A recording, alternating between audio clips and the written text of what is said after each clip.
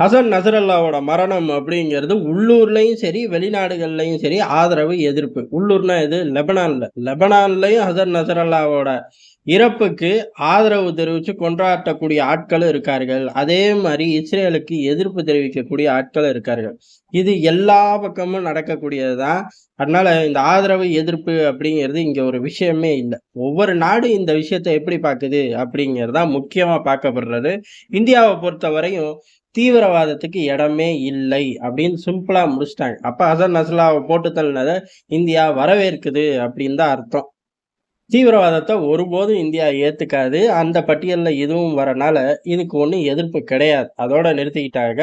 ஆனா லெபனானுக்குள்ள இஸ்ரேல் படையெடுக்க கூடாது அப்படின்னு சொல்லி இங்க இருந்துகிட்டு சும்மா சொல்லாம பெஞ்சமின் நெதன்யாகுவ கூப்பிட்டு இந்தியா தெரிவிச்சிருச்சு.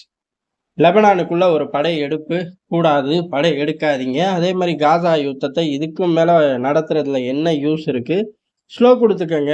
உங்க டார்கெட் தான் அச்சீவ்டு தானே! அப்படிங்கிற ரேஞ்சுல பேசியிருக்கோம். இஸ்ரேலுக்கு ஒரு பக்கம் சந்தோஷம். இன்னொரு பக்கம் லெபனானுக்குள்ள நுழையறதுக்கு ஆதரவு தரமாட்டேங்கிறாங்களே இவனுங்க அப்படிங்கிற ஒரு எண்ண ஓட்டம். ஏதோ ஒண்ணு ஹசன் நஸ்ரல்லாவ போட்டு தள்ளினதுக்கு சப்போர்ட்டா இருக்கார்கள் அப்படிங்கிற சந்தோஷத்தோட பெஞ்சமின் நெதன்யாவும், இஸ்ரேலும் பயணிப்பார்கள். அதுல எந்த பிரச்சனையும் கிடையாது. இஸ்ரேல் இந்திய நட்பு அந்த மாரி. அதே மாரி லெபனான்ல ஒரு தீவிரமான யுத்தம் நடக்கும்போது, எப்படி காசால தீவிரமான யுத்தம் நடக்கும்போது, ஐநால இந்தியா கண்டிக்க தான் செஞ்சுச்சு, பல நேரங்கள்ல. அதாவது அங்க உள்ள முகாம் மேல குண்டு போடும்போது இந்தியா ரசிக்கல. இந்தியா அத தட்டி கேட்டுச்சு. அதே மாரி தான் லெபனானுக்குள்ளயும் செய்வோம் அப்படிங்கிறத சொல்லாம சொல்லிட்டோம். ஆனா, ஹசன் நஸ்ரல்லா விஷயத்துக்கு அமெரிக்காவே சில நேரங்கள்ல வெளிப்படையா எதிர்ப்பு காட்டுச்சு. அது நான் அடிக்கிற மாரி அடிக்கிறேன், நீ அழுகுற மாரி அழுகு அப்படிங்கிற ஒரு ஸ்ட்ராட்டஜி தான். ஆனா, அத தாண்டி இப்ப பெருமளவு படைகள அங்க இறக்குறார்கள். பெரிய அளவு ஆயுதங்கள குடுக்க ஆரம்பிச்சுட்டார்கள். ஏகபோகமா ஒரு யுத்தத்துக்கு அமெரிக்க வீரர்கள அனுப்புற மாரியே வெள்ளை மலையை அனுப்பிக்கிட்டு இருக்கு. அந்த அளவு ஒரு தீவிரம் காட்டுறார்கள். இருந்தாலும் அமெரிக்காவோட குறுக்கு புத்தி, திருட்டு புத்திங்கிறது பெஞ்சமின் நெதன்யாகு எங்க பேச்ச கேட்காம ஹசன் நஸ்ரல்லாவ தட்டி தூக்கிட்டாரு அப்படிங்கிறதுதான். உங்க ஊருக்கு வரும்போது தானடா மொத்த பிளானையும் போட்டாய்ங்க. அத பத்தி உனக்கு ஒண்ணுமே தெரியாது. இதக் காட்டுல அந்த பிளான்ல 1, 2 உன்னோட இன்புட்ஸ் கூட கிடையாது அப்படின்னு நம்மள நம்ப சொல்றார்கள். நம்பிதான் ஆகணும். காரணம் அன்னை அமெரிக்கா. அதே மாரி தான். அத பயன்படுத்திக்கிட்டு அடிக்கிற மாரி அடிக்கிறேங்கிற மாரி தான் 2 ஸ்டேட்மெண்ட் விட்டார்கள். படைகள உள்ளுக்குள்ள இறக்குறார்கள். இந்தியாவ பொறுத்தவரை இந்த விவகாரத்துல எந்த ஒரு அழுத்தத்துக்கும் வேல இல்ல. உதாரணத்துக்கு ரஷ்யா, உக்ரைன் யுத்தத்துல அமெரிக்கா போட்டு நம்மள அழுத்துன்னு அழுத்தும். அதுலருந்து தப்பிச்சு பெரிய அளவு சாதிச்சது வேற கதை. இருந்தாலும் அழுத்துவார்கள். இப்ப அப்படி கிடையாது.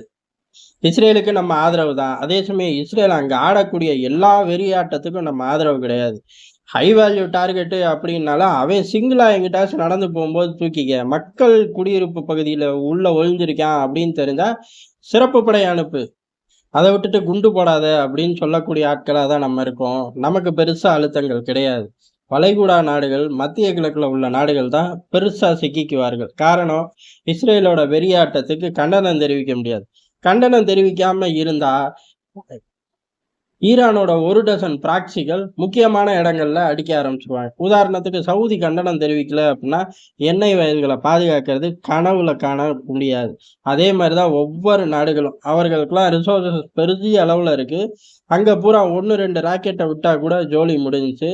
அதே மாரி டூரிசம் அப்படிங்கிறது கேள்விக்குறியாயிரும். இத நோக்கி நகர்த்துவார்கள். யாரு? ஈரானோட 1 டசன் ப்ராக்ஸிகள். அதெல்லாம் பார்த்துக்கலாம். நான் ஏர் டிஃபென்ஸ் சிஸ்டம் தரேன். நீ இங்க எதிர்ப்பு குடு. இந்த பக்கம் ஆதரவு குடு அப்படின்னு சொல்லி அமெரிக்கா அழுத்தும்.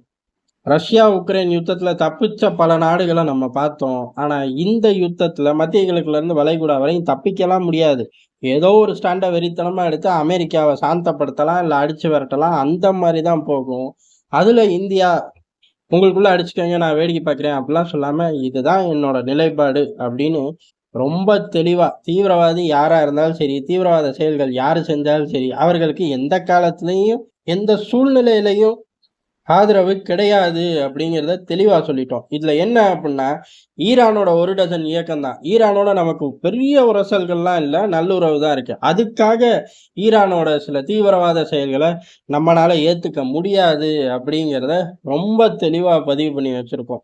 அதே சமயம் ஈரானோட ஜெனரல் சுலைமானி கொன்னப்ப, இல்ல அவரு ஒரு தீவிரவாதி இல்ல. அவங்க நாட்டோட ராணுவ தளபதி. அவர போய் வேட்டையாடுறத தீவிரவாதிய வேட்டையாடுற மாரி நாங்க கணக்குல எடுத்துக்க மாட்டோம் அப்படின்னும் ஆழமா பதிவு பண்ணோம். எது நியாயமோ அந்த இடத்துல இந்தியா நிக்கும் அப்படிங்கிறத மீண்டும் ஒரு முறை உலக அரங்குல ரொம்ப தைரியமா, கடுமையான சூழ்நிலைகள்ல இந்தியா வெளிப்படுத்தி இருக்கு.